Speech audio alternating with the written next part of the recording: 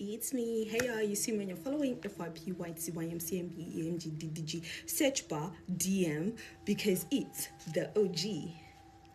Njuzu story time. It's the OG baby coming through today. Before we get started, my YouTube Tanata Maramira, go and like. If you don't want to watch, at least like. Make these things count, okay? Tanata Maramira, please go and subscribe and like my videos. And that being said, let's get it. So those who always toddle on my page, my little toddlers, know that I'm always talking about Erika Mukisa. She always talks about something that sticks with me each and every day of my life. Life is spiritual. She always says that. And today's story is just going to show you how spiritual life can get. So you need to be careful who you put in your armpits. Be careful, okay? Because some of these people have hidden agendas. There are some people that see things before you see them in the physical. That's what we mean when we say life is spiritual, okay? Anyway, baby. So baby says akazvarwa ane gift remumvura, right? Ane Njuzu sorry, angane Njuzu, right? So she remembers like when she was young, she used to dream of a creature that would lead her kumvura all the time. But then the thing about this creature is yetopinda naye mumvura, but pano pinda ye mvura, she would turn into a mermaid as we know them, like as the fish thingy. That's what she would transform into. Pano pinda naye this creature mochi mumvura, but pano pinda naye she'll be holding a rope. But what happened my dreams was rope ya pani peptidi tongia kuda isisa donzeki, right? Because like aningana ya chiswima nayo hachifama ni rope, but pani painoshikota ichadonzeki tongia guma, you get what I mean? So painoshike papo the neighbor also girl, I think that's it, you need to go back to the land of the, you know what I mean? So that's when she would wake up. And this kept happening time and time again. And, you know, eventually she ended up telling her family, guys, you know what, no matter my dreams I get so. And people were just like, I see my movie, I'm cartoon, you know, and stuff like that. And she just brushed it off. And then those dreams ended up becoming intense. It got to a point here, this creature would now come with a couple of ladies, young, beautiful ladies, some who were looking like fish, not kuti mermaid. They were looking like fish. They would come kudream kwake and they would just be on your bed and just take her and then return her later, right? Mind you, these are just dreams, right? So she just found it odd.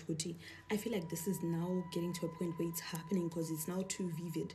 And she would have my instances of you know, mama muruda porijere, then vato daira like you and and then she would say the same things at the same time she's saying it. You know, deja vu, we all do deja vu, auntie.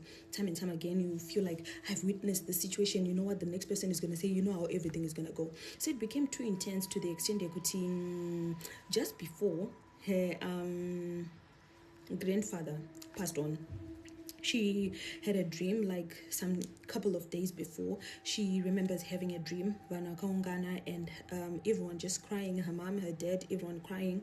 But she remembers you know, like the casket and then the vavatono in the kunovigwa. And a couple of days later, so she told her dad, I think Sekoro. And Sekoro was like sick at that time, and they didn't know. Like, yeah, baby. I said because she was quite young. She says I was in grade 5. And then they don't go for so she says, mama katozomudza dad wako akandibvunza kuti mama udza baby kuti ndaronga ari kurwara because she told me something weird chichichi. And then the parents set off to go kunoona sekuru. So vakati tinoona sekuru tite sei tivaoneke nemadreams angaitwa newana, right? And then a couple of days later shuwa ndobva watoita sei ndobva watoshaya. And she remembers mbuya vake mukadzi wasekuru wake vachitozvonzvo uyu ngauya avhare casket ndiye mukadzi wemurume afa. I don't know if some of you know, but in certain cultures muzukuru mukadzi wasekuru.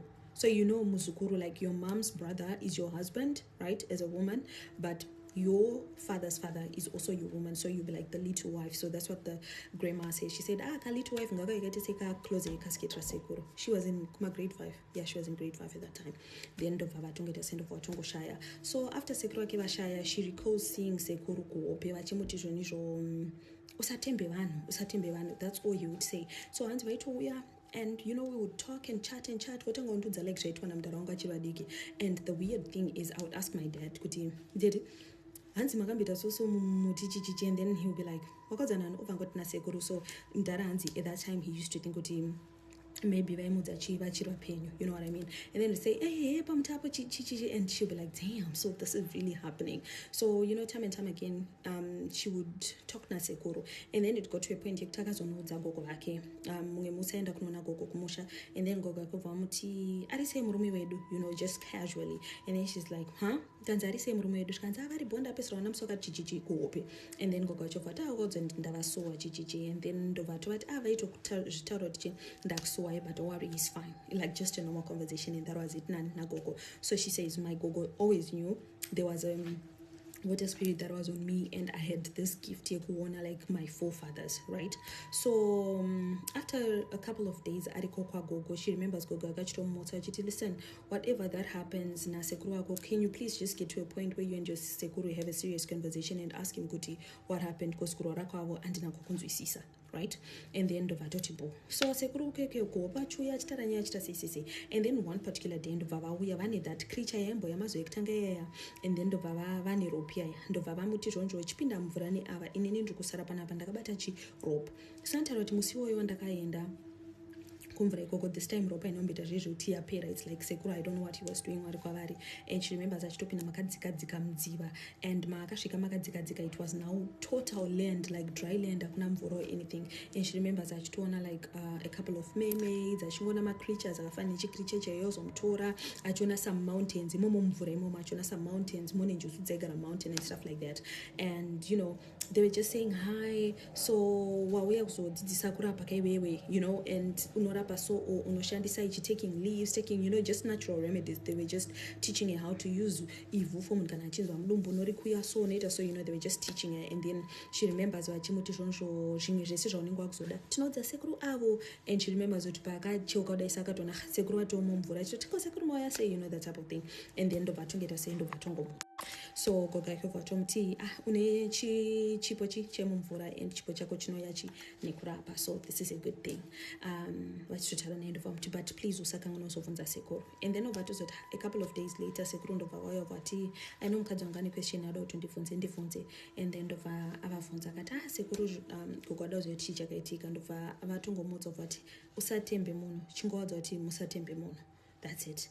ndo zvavakangotaura. And then anzobva tichongoda uchema, then bva ndatongomuka akatomboita nguva asingavaoni. So a couple of days later she started dreaming of sekuru vakapfeka jira rewhite resatin, but jira rewhite vanga vari pabackground yange iri yeblue, like sky blue, vachiti izvi ndo zvinhu zvako izvi musokoro, and she had those dreams for 3 consecutive days.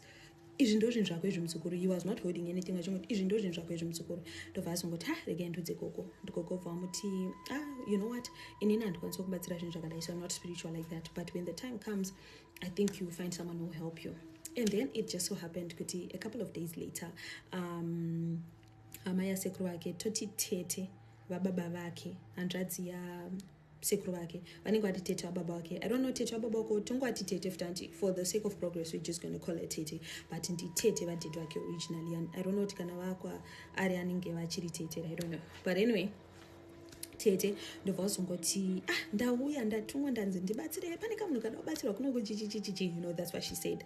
And then ndobva toti tete, ndobva watomuti iwe urufanira kutenga machira kewo. Ndobva toti machira kaita sei, zvikanzi you do not recall china white neblue. Ndobva akazoti oh dang, yeah, I've been seeing white and blue. Ndobva tomuti machira ako tenga machira urufanira kuzonomayeresa nekuti asise, don't worry, I'll help you with everything, I got you baby. Ndobva toti thank you so much. Ndobva anotenga machira ake, like just normal blue nere certain blue, and then normal white ne certain white, because ndo the type of chiras dzaiona kuhope. Ndobva atenga, and then tete ndobva watoti nzvo machira ako arifanira ita sei, arifanira kugadziriswa, saka rikatisonza kuti chivanhu chako chiri kuside copy, right?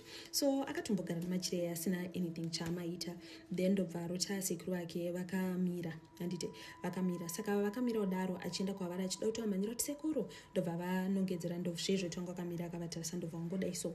And then paakatarisa akaona like chikwangwari chine chakanzi welcome to Ningi, but icho chakangonzi Mozambique. Ndobva toti sandopakazoti saka ndopakati rakaindifunze gogo, and then uvatongoti gogo ndarota segoro, but kuvarota kwandaita he just pointed to chinhu chachakanzi Mozambique. Ndopakati oh actually originally you guys are from Mozambique. Ndosandakuzwa kuti ndokwanisa kubatsira because apparently chivanhu chako chiri Mozambique. And then tete ndobva watouya ndobva watoti tiri kuMozambique saka tinofanira kugadzirisa zvinhu zvedu titi sei tiende ikoko because tinofanira kuitwa nevanhu tinofanira enda kuMozambique kana kutobatsirwa nevanhu vanogona kubatsira nezvechivanhu chekuMozambique. Ndozvaakaudzwa nani natete. Ndobva tingoti alright. So antaroti a couple of days later atokumba hai papanga atomba like kwagogo atokumba a couple of days later arutofamba then mumwe mukadzi obva tomuti hanzi akataura nini nechirudzi chekuMozambique. At that time it didn't click because vanhu vakatomutesa kuti maMoscan, you know, that type of thing. And then ndobva sort oh damn, I think this lady was talking to me, right? But at that time I didn't process. Ndobva tofamba chitotsvaga mukadzi yati muripi. And then that lady ndobva ndakazosvika bva ndatoona ari patable yanga ine zvinhu zvechivanhu, mishonga yechivanhu chichichi. Saka hanzi mukadzi akangonditambidza dende ranga rine bute obva ati musabhadhari, right? Obva ati musabhadhari. Ndobva atongomuti shandisa uone kwauri ufanira kuenda. So ndopakabva azoenda obva azonoshandisa butiro iri raangaudzwa nemukadzi yoti unosvika obva waritsa akakuripisa oita so kumbira uchiti so nechirudzi chekuMozambique. Akatonyorera pasi kuti unotaura chakati. And she did that. And then time yakazviita izvozvo, that's when she kept saying that woman amutengesera like ari mavisions like maflashes. That's when she realized that oh, this lady is supposed to be my sawira. So ndobva atenda nemukadzi yobva tomti mufanira kundibatsira so hanzi ndatofamba nemukadzi yeta tienda kumatare kwataifanira kuenda. Ndobva ndaendesa machira aya ndobva gadziriswa kuti achitanga kundishandira bva ndatotora machira aya. Saka ndobva tonzi machira ungoshandise pese paunofanira kumashandisa uchaziya wega kana vakuda kuti ushandise machira. And then she says a couple of days later nditori mumba ndakatorara ndobva ndatongonzwa some chilling effect pandiri, so ndobva ndangotora machira aya ndobva ndafugidza machira aya. Ndobva ndatoona sekuru vatosvika like in person. Ndobva vatosvika in person zvikanzi waita hako ndakukwanisa kuuya chese chaunenge uchingoda unondodza but usatrust munhu, ndozvega zvavakangotaura. And then ndobva vatomuti if you ever need any help unoenda ukoko. Ndobva vatomunongedzera saka akati ukoko kupi zvikanzi kune mvura iri ukoko. So she remembers kuti kusaidi kwavaigara kwakune rukova rwariko like you know tumasmall streams chetu tunenge turi tumarivers chetu ndokwakabva angoudzwa. Ndobva vati ikoko. Ndobva vatongoti oh okay cool. Ndobva vaenda. So a couple of days back to my story. So I just lost my train of thought. Let me check my notes. I'm gonna be back. That sound really be irritating for real though. So I hate when I'm supposed to be recording and then these renovations start making noise. I hate it because it makes me lose my train of thought, and I hate it when I see a beautiful car and then I lose my train of thought. So I know there was a couple of and I actually didn't realize I was out of space, like storage wise. So now I have to repeat what I was saying kuma videos. I was actually talking but yanga ichikata because of storage. Anyway, I remember Banandiri. A couple of days later, tete vake ndobva vauya kumba. So vakasvika ndobva vatomti amenini musangosiye maningiriki naya angori pese machira enyari pese hafanira kungobatwa nemunhu wese unomaisa pasingasvikirwe nemunhu pasingaonekwa. Anzobva tomakana pamusoro pedrop kusero kubva ndatongoti habo. So iye akatomboita nguva asingamashandise because angomashandise pese. She only uses them when she feels the presence that someone wants to come by and then obva amapfeka machira yaya. So mwana yanu mumwe musi akufila like you know what, it's been a couple of days after tete vaienda ndobva atozongoti rekambotsvaga machira, right? So arotsvaga machira aya asi kumaona, but then zvakaitika ndezvekuti akabva angorara. Saka akarara kudaro she remembers achiona sekuru wake but vaisakwanisa kutaura obva avharwa muromo. And then obva amuka ndobva vada kutaura futi ndobva avharwa muromo ndobva amuka ndobva page 3 paakarara. That's when paakarota sekuru wake achimhanyiswa vachioneka kuti vakaneta zisingaite. So at this point she says it's like I was seeing a flashback yandofanira kuona kuti what's going on. Sekuru wake vachimhanya zvezvekuneta zvekurukutika and then ndobva vadonha obva arohwa musoro nedombo. So munhu wacho akamurova nedombo obva acheuka kwaari iye and then obva ichachi green cheche, you know, kana chemuthriller chekwa Michael Jackson, you know, that type of thing. Ndopakabva not oh damn nditete. So that's when she's like okay, this definitely means kuti tete my grandpa. Ndobva totanga kubvunza tete yake tete vanogara kupi, you know, that type of thing. Ndarachi tongomupindura ndobva vatomti vanogara for example Glenora, but we've never been there because money like when you want to meet you make sure anotoyomba kwako chichi. So honestly I don't think anyone has ever been to a exact place tongozoitangara Glenora but atisatamba kusvika. So that's when she was like damn, okay, those dreams are saying something. Ndobva tataga ndifambe ndiende kunani kuna Sawira, and then Sawira wake hanzi ndichitongosvika ndobva wandipa bute, ndobva wati shandisa bute iri manheru urise pasi pepilo, pane zvandoda kuti uzoona, zvauri undiudza usandiudze, I just need you kuti ushandise chibute iri. Ndobva atoenda manheru hanzi vandashandisa bute riri, vandaona sekuru vachiramba futi vachitrai kutaura, then ndobva ndavharwa. So ndobva vavharwa futi muromo. So ndopa akabva azoona that creature yambo yapekutangisisa pepe yakauya naSawira wake ichiti sekuru wako ndiye munhu anofanira kutaura newe because ndiwe ropa rako, and vanotaura newe ivo because njuzu yange ichifanira kunge iri pavari ivo, and zvavaona ndo zvakaita kuti vaite sei vanzwa isowo. So unfortunately vatsipikwa saka hatisokwanisa chi kuya kwavari, saka isusu totongouya tichoti uri uwane zvinhu zvedu back. Then mukadzi yoya creature endobva yatomutora nemukadzi yoya kuenda pasi pemvura. She remembers achitoona achitoudzwa kutoti machira enyu ari pakati, saka imi zvamunofanira kuita munofanira enda kudarire kwaningi. So she says dare ratakapiwa ratori rekuguruve, right? Endai kuguruve kwakati nenjuzu ndo yaitotaura kuti endai kwakati. When you do that muchaita muchawana zvinhu back. Ndobva mangwana acho naSawira ndobva watomuka makusensena hanzi ndakatosvika vatopamba bva watoti urusi yakwatofanira kuenda kachichi, ndobva toti and then ndobva vaenda, and then machira aya ndobva pataurwa pachinzi machira aya haachakwanise kushanda, and then yobva agezeswa kutochenura kweye kwekunzi like whatever she had put on you, cast on you using machira iwayo, it will never work for them. So that's when they ended up realizing kuti Tete actually traveled to Mozambique nemachira yaya. Originally they're from Mozambique. So Tete vanga vatenda kuMozambique nemachira iwayo like kubase chaiko. So antaura kuti at that time life just changed. Kuchikora handichagone, vanhu vangondisema, zvinhu hazvichatombomake sense. That's when I had to go back. Vandatodza Sawira wangu ndikati you know what, ndo zviri kuitika, and then Sawira wabva watoti hey, machira akanyatsoshandira, rega tifambe futi tifambire nyaya.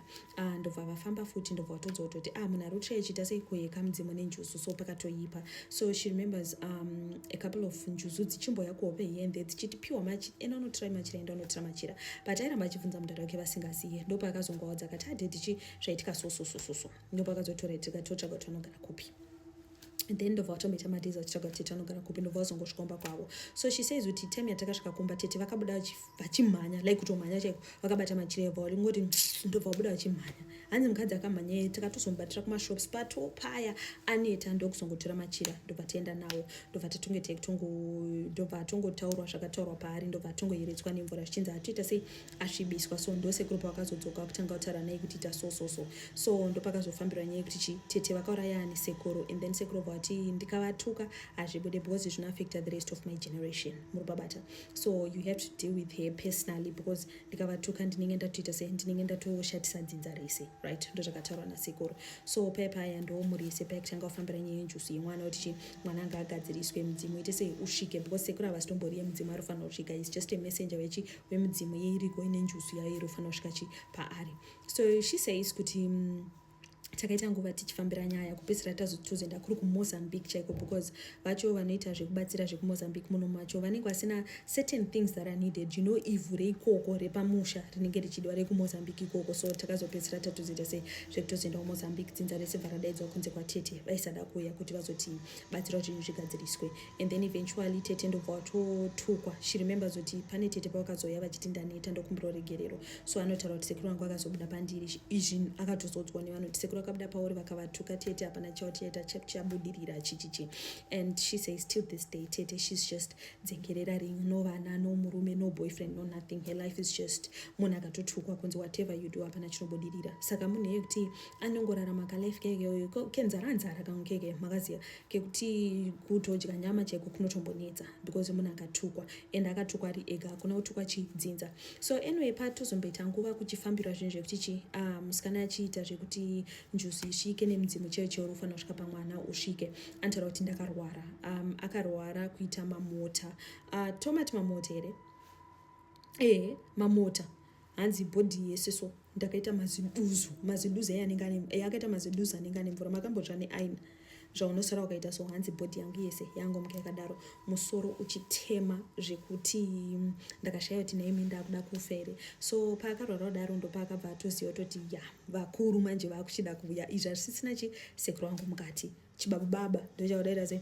Anyway, akarwara like kutorwarisisa and then eventually ndobva sawira wake vaive vekumatare vaya ndobva vazongoya kumba, ndobva vamudza kuti handitoziva kuti wakwanisa enda kuchipatara here chichichi. So vanoitongomufeeda nectar sei aripo, but achitotadza kumuvha okuita anything. Aiti akasimuka anonzwa dzungu, like musoro waimurwadza zvisingaite, so achinzi ane maronda mumusoro as well. Saka it was just bad in general, it was just so bad. So zvakazosvika paextent yekuti one of the sekurus vemaraini momo ndo vakazouya ndobva vamudza kati shamwari ndine meseji yako, zviri kunzi uite sei uende kumusha. So akazoenda kumusha kwana gogo, kumusha kwamudhara, ndobva aendako. Then asvikako ndobva akatoudzwa nagogo azoti nyaya yako ichi mudzimu uroda kubuda like chibaba. Saka kubuda kwawo, because vanhu vakuru vaiziva havangobude zvekumhanya, panotomboita a toll on your body, so that's what's going on. But don't worry pana patine munango nosotibatsira. So hanzi ndakatomboita 2 days ndiripo ndichitorwadziwa zvichitoita kunge zvakuita wese. And then mumwe musi the ng'anga inge iri ikoko ndobva yazongoya, ndobva yamuti musikana ari kudiwa kupi, ari kudiwa kumvura, ndokune zvoda kuti zviitwe ikoko. And then ndobva aenda nasekuru vaivai. Saka antaura kuti at that time ndakawana simba like rekufamba, excuse me, anga ari munhu wekuti anga asitotombokwanisa kufamba kuita anything, but ipapo pakanzi ende kumvura akawana simba. The reason akawana simba rekuti afambe achingorwadziwa daro yange rekuti it was only supposed to be here nasekuru ivavo, so papa asingakwanisi enda mumwe munhu anoita sei anomutakura kuti ngatiendei, you know, that type of thing. So akazosvika nasekuru ivai ndobva vamuti enda pinda mvura, paunofanira kudzoka vachandudza, and then ndosoendoita sei ndokutora. Ndobva atoti alright, so ndobva atopinda mvura mimi atopinda mvura, ndobva atochinja zvezvekutoita njuzu. Abva apindamo, so anotaura kuti pandakapindamo ndo pandakaona sekuru vangu varipo, but vakanyarara vari pane zvibaba. So papa nemumwe murume mukurukuru anga aripo, but paari papa nenyoka neshumba dzakamunganira. Ndobva atongonditi ndive ninginingere, pandatoti makadii henyu sekuru, you know, that type of thing. And then hanzi ndobva andisheka roko. Saka hanzi time yakandisheka roko dai, so ndakafila some power yakangobuda so you know. And at that time yakaenda unoona sekuru wanzi ndandatoo munhu like a normal person. Pandatoenda ndichingowamuresa, pandatongoita simba, pandatongopora instantly. Ndobva watoti awaita ako chichichichi. So ndo sekuru aita sei wanga uchida kutraya kubuda. Ndobva watomti inini ndisandaita anything newe, chimboenda kuvasikana vambokudzidzisa. So ndopa akasvika arotodzidziswa kuya zvinhu zvekurapisa zvese zveurapi uyoyo wakunyatsodzidziswa. Apedza zvese zvaakaita ipapo, hanzi ndo pandakazoendawo nasekuru aya vachitondudza kuti munhu kana musoro uchitema so unorapa so uchita so wanga wakundidzidzisa like nemo achita zvidavado zvinonyatsoenderana nemutupo wedu, you know, unyatsondiudza zvinyatsoenderana nezvekumusha kwedu isusu sane kuMozambique and stuff like that. So anotaura kuti ndakatomboita nguva ndiri ipapo. And then vanhu vanotaura kuti she came back after 2 weeks, but she just felt like it was a couple of days, but it was actually 2 weeks. So anotaura kuti musi wandakazofanira kudzoka wacho ndakazongobuditswa like patongori pakati peusiku, pandatongobuditswa pakati peusiku pandaona sekuru aya vatoripo, but ndakabuda ndisina kupfeka kana chii. Sekuru aya havana kutombonditarisa, ndakatobuda vakafuratira, tikatosvika kumba vakangofuratira mumba. Munhu wese angatodzwa kuti musikana achadzoka munge makanyarara mumuone or anything. Andatongosvika bva ndatongorara kumbezi ndakatongodaro machira. Mangwana acho ndo vanhu pavakazongomuka kutanga kuita zvokugadzira doro chichichi. After 7 days ndobva pazoitwa the ceremony yekuti kuchiningirikinwa mudzimu. Family yatouya, event yetivaive zvinotaura kunzi vakasvikawo vachitokumbira regero nectar sei, but semunhu anga atotwa kare vanga vasina pressure naye, vakatongoti akuregerera, but like mutoro wako ndo watongo mutoro wako, and mutoro iwo yatidi utoramba uchikontinya mudzinza. That's why yosoro kwasaita sei kuzvara bosi kune zvinhu zvinoenderana neropa, nekuti mwana wanenge zvinoramba chifamba muropa, you know, that type of thing. So ndobva toitirwa zvinhu zvake, ceremony yake yese bva zvaitwa. Vekumvura ubva watouya nemishonga yake yaifanira kuzorapisa vanhu nectar sei, and you know, that was it. And from time to time anogona kungoti hanzi ndogona kutongo ndakatongopinda panogona kutongoita chambupuri pandinenge ndiri ndobva ndatongodzoka noti enda kwaningi unomurapa chakati chakati ndozvinoitika naye. Angona kutoenda kumvura otongoti ari kumvura ikoko anogona kungonoka chino otoziva kutoti uyu mushonga aminoti ndichaushandisa for but with time anozongopedzisira kushandisa. So angataura kuti life iri spiritual in the sense yekuti teta ava vane zvavaiona zviri spiritual zvaisazikanwa nevamwe vanhu vese. Sekuru was trying to communicate in a spiritual manner. So zvinhu zviri spiritual hazvisi in black and white kuti bva ndakaroiwana ningi zvinoya in those type of riddles muripabata zvinoya in those type of riddles. So yeah, that's how spiritual life is. I kind of enjoyed covering this one because I didn't know it was a different concept to me, for me. Yeah, that's it, guys. And I just want to say, guys, I'm really loving you guys getting back to me. We were interested in this. I just want to say, these are blended hairs. And these are blended wigs. Can I cheat blended? Truguti pane human, muma closure. And then painters high quality synthetic. That's why they look nice. And let me show you. So, murugonaka. Udengo chito sorta 30-inch yako uchitono slayer anditi uri momoji muhuman hair blend yako. You can iron, you can curl, you can wash, but you cannot dye. Dye they look nice and everything, but wachirega kuitreat akaunge Brazilian ogara unayo nekta say anditka ayama high quality synthetic anenga nechi human. Murukona ndotokuleyerai. Do you see the closure renenge yakatoita ndinotoisota kudhara. So this is a 4x4 glueless handiti pana ndiri ku live ndachinyatsoratidza vanhu nemo handitka musavhairire nevanhu muri kuita competition nevanhu varita basa rekudya pupu kuti vakwanisa kupfeka Brazilian. Shanda nebudget rako. Ndosaka ndiri pano kuti ushande according to your budget. Anditi saka munoita sei munouya Tanisha uyu aritoda kuti mumutore it be like sena born straight to this is a 30-inch 4x4 glueless rita 800 murupabata. Mamwe ese munomaona pakatalog pangu pa WhatsApp +2767683167 mobva mauya. Handitka ndichange ndichimamaketa futi patrikuita live tambo mamaketa tikatowana vanhu ari interested. Thank you so much, guys. Ticharamba tichimaketa. My goal is to market until ndakuiritete kusvikira mati ngatingotengeka netisarambe tichiiritera. Otherwise, guys, I hope y'all take care and enjoy your Thursday. Bye bye.